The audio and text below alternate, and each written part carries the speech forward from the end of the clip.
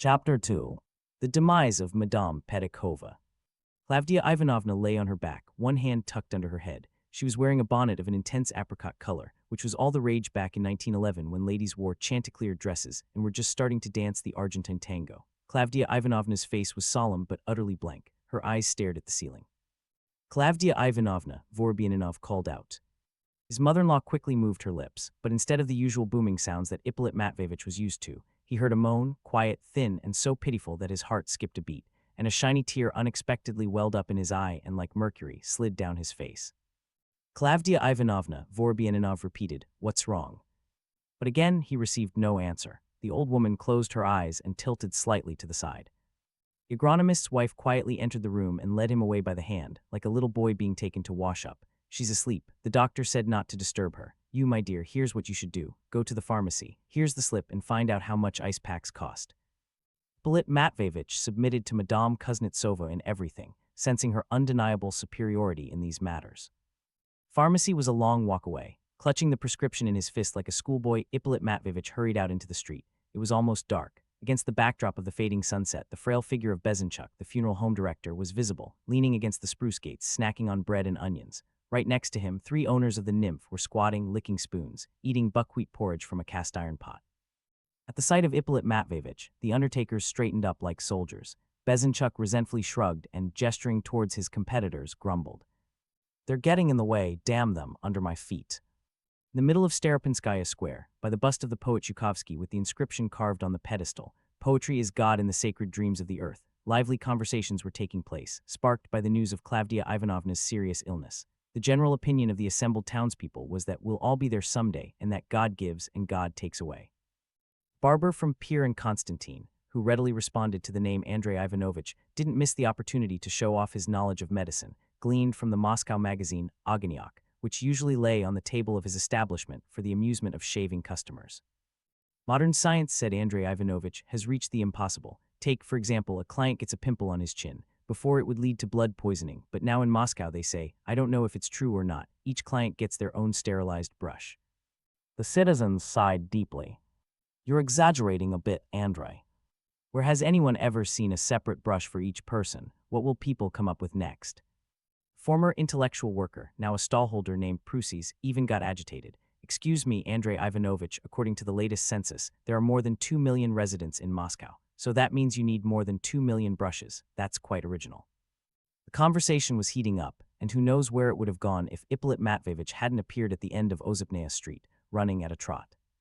"He's running to the pharmacy again. Things must be bad. The old woman's going to die. It's no wonder Bezenchuk is running around town like he's lost his mind. What does the doctor say?" "What doctor? Do they have doctors in the insurance fund? They'll treat a healthy person to death." Pierre and Constantine, who had long been itching to make a statement on a medical topic, spoke up, glancing cautiously around. "Now all the power is in hemoglobin." Having said this, Pierre and Constantine fell silent. The townspeople also fell silent, each in their own way pondering the mysterious powers of hemoglobin. The moon rose and its minty light illuminated the miniature bust of Zhukovsky. A short curse word, written in large letters in chalk, could be clearly seen on its copper back. The first such inscription appeared on the bust on June 15, 1897, the night immediately following its unveiling, and no matter how hard the police, and later the militia tried, the slanderous inscription diligently reappeared every day. In the wooden houses with external shutters, samovars were already singing. It was dinner time. The citizens didn't waste any time and dispersed. The wind picked up. Meanwhile, Klavdia Ivanovna was dying. She would ask for a drink, then say that she needed to get up and go get Ippolit Matveyevich's dress boots from the repair shop, then complain about the dust, which according to her was suffocating her, then ask to light all the lamps. Ippolit Matveyevich, who was already tired of worrying, walked around the room, and unpleasant household thoughts crept into his head. He thought about how he would have to take an advance from the mutual aid fund, run after the priest, and respond to the condolence letters from relatives. To distract himself a little, Ippolit Matveyevich went out onto the porch. In the green light of the moon stood Bezenchuk, the funeral home director. "So what are your orders, Mr. Vorobyaninov?" asked the director, pressing his cap to his chest. "Well, I suppose so," Ippolit Matveyevich replied gloomily. "And the nymph, damn them, are they even providing goods?" Bezenchuk worried. "Go to hell, you're annoying me. I'm just saying, about the tassels and the crepe, how should it be done, damn them, first-class prima, or what? Without any tassels or crepe, a simple wooden coffin, Pine got it." Bezenchuk put his finger to his lips, showing that he understood everything, turned around, and balancing his cap, but still staggering, went home. Only then did Ippolit Matveevich notice that the funeral director was dead drunk. Ippolit Matveevich's soul became extraordinarily foul again. He couldn't imagine coming to the emptied, cluttered apartment. It seemed to him that with the death of his mother-in-law, those small comforts and habits that he had painstakingly created for himself after the revolution, which had stolen his great comforts and broad habits, would disappear. Mary, Ippolit Matveevich thought, who, the niece of the head of the police, Varvara Stepanovna, Prus's sister, or maybe hire a housekeeper? No way. She'll drag me through the courts, and it's expensive. Life immediately darkened in Ippolit Matveevich's eyes, and full of indignation and disgust for his life, he returned to the house again. Klavdia Ivanovna was no longer delirious. Lying high on the pillows, she looked at the entering Ippolit Matveevich quite consciously, and as it seemed to him, even sternly. "Ippolit," she whispered distinctly, "sit down next to me. I have to tell you." Ippolit Matveevich sat down with displeasure, peering into his mother-in-law's thin, mustachioed face. He tried to smile and say something encouraging, but the smile came out wild, and there were no encouraging words at all. Only an awkward squeak escaped from Ippolit Matveevich's throat. "Ippolit," the mother-in-law repeated, "do you remember our parlor set?" "Which one?" Ippolit Matveevich asked with a deference possible only towards very sick people. "That one upholstered in English chintz with flowers." "Ah, that one in my house." "Yes, in Stargorod." I remember it perfectly. A sofa, 2 armchairs, a dozen chairs, and a round table with 6 legs. The furniture was excellent, in the style of the furniture maker, Gams. Why did you remember it?" Klavdia Ivanovna couldn't answer. Her face slowly began to turn a copper sulfate color. For some reason, Ippolit Matveevich also felt breathless. He distinctly remembered the living room in his mansion, the symmetrically arranged walnut furniture with curved legs, the polished wax floor, the antique brown piano, and the oval black frames with daguerreotypes of high-ranking relatives on the walls. Then Klavdia Ivanovna said in a wooden, indifferent voice, "I sewed my diamonds into the seat of a chair." Ippolit Matveevich glanced at the old woman. "What diamonds?" he asked mechanically, but then immediately caught himself. Weren't they taken away during the search? "I sewed the diamonds into the chair," the old woman stubbornly repeated. Ippolit Matveevich jumped up, and looking at Klavdia Ivanovna's stone face illuminated by the kerosene lamp with a tin reflector, realized that she wasn't delirious. "Your diamonds," he shouted, frightened by the force of his voice. "In the chair. Who put you up to it? Why didn't you give them to me?" "How could I give you the diamonds when you squandered my daughter's estate?" the old woman said calmly and maliciously. Ippolit Matveevich sat down and immediately stood up again. His heart was noisily sending streams of blood throughout his body. His head began to buzz. "But you took them out of there. Are they here?" The old woman shook her head negatively. "I didn't have time. You remember how quickly and unexpectedly we had to run. They stayed in the chair, which stood between the terracotta lamp and the fireplace." "But this is madness. You're just like your daughter," Ippolit Matveevich shouted at the top of his voice, and no longer embarrassed by the fact that he was at the bedside of a dying woman, noisily pushed the table aside and scurried around the room. The old woman indifferently watched Ippolit Matveevich's actions. "But do you even have any idea where these chairs could have ended up? Or do you think, perhaps, that they are quietly standing in the living room of my house, waiting for you to come and pick up your regalia?" The old woman didn't answer.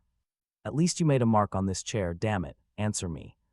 The registrar's clerk's pince-nez fell off his nose from anger, and flashing its golden bow near his knees, crashed to the floor and broke into small pieces. "What, to sew diamonds worth 70,000 into a chair that who knows who is sitting on?"